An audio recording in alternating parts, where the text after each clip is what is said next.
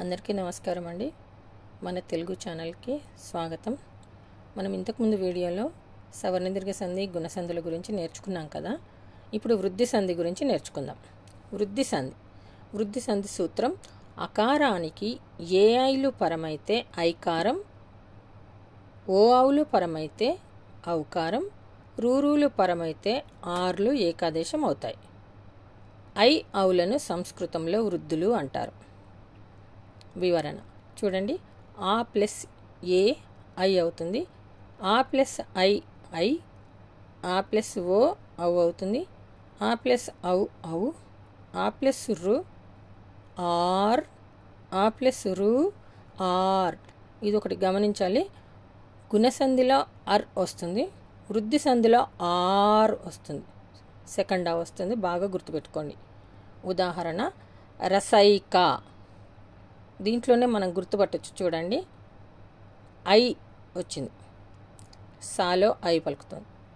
రస ప్లస్ ఏక, ఐక అనొద్దండి. ఐక అంటే తప్పు, ఏక అంటే ఒకటి కదా. రసైక, రస ప్లస్ ఏక, ఆ ప్లస్ ఏ ఈజ్ ఈక్వల్ టు ఐ.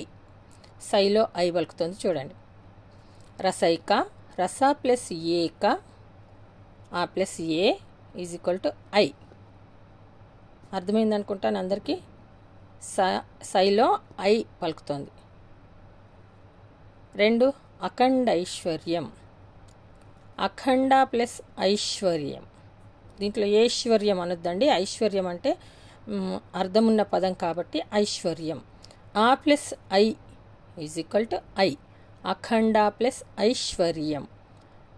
దీంట్లో డైలో ఐ పలుకుతుంది. చూడండి, అఖండ ప్లస్ ఐశ్వర్యం. అకారానికి ఐ పలికింది, అందువల్ల ఇది వృద్ధి సంధి. ఐ వస్తే ఐలను మనం వృద్ధులు అనుకున్నాం కదా, అందువల్ల ఇది వృద్ధి సంధి కిందికి వస్తుంది. ఇంకొకటి చూడండి, పరమౌషధి. పరమ ప్లస్ ఓషధి, ఆ ప్లస్ ఓ ఈజ్ ఈక్వల్ టు ఔ. మౌలో ఔ పలుకుతుంది. చూడండి, మౌ ఈజీగా గుర్తుపట్టచ్చు. పరమ ప్లస్ ఓషధి, ఆ ప్లస్ ఓ ఈజ్ ఈక్వల్ టు ఔ. దేశౌన్నత్యం. దేశ ప్లస్ ఔన్నత్యం, ఆ ప్లస్ ఔ. ఔ అంటే వృద్ధులు అనుకున్నాం కదండి మనం, అందువల్ల ఇది వృద్ధి సంధి. షౌలో ఔ పలుకుతుంది. అందువల్ల మనకు సూత్రం నేర్చుకున్నామంటే పదాలను గుర్తుపట్టడం సులభం.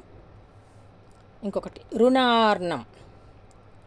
రుణార్ణం చూడండి, దీంట్లోనే రుణ ప్లస్ రుణం, రుణ ప్లస్ అర్ణం రాస్తే రాంగ్ అవుతుంది.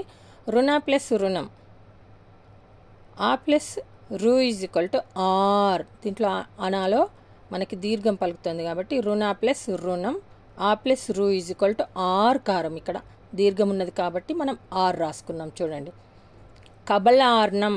కబలా ప్లస్ రుణం, ఆ ప్లస్ రు ఆర్. దీంట్లో లార్లో ఆర్ ఆ వచ్చింది. చూడండి, లా అంటే ఆ పలుకుతుంది కాబట్టి మనకి కబలార్ణం. కబలా ప్లస్ అర్ణం, కబలార్ణం. ఇవి వృద్ధి సంధికి సంబంధించిన పదాలు. ఈ వీడియో కనుక మీకు నచ్చినట్లయితే ప్లీజ్ లైక్ చేయండి, షేర్ చేయండి, సబ్స్క్రైబ్ చేయండి. ధన్యవాదాలు.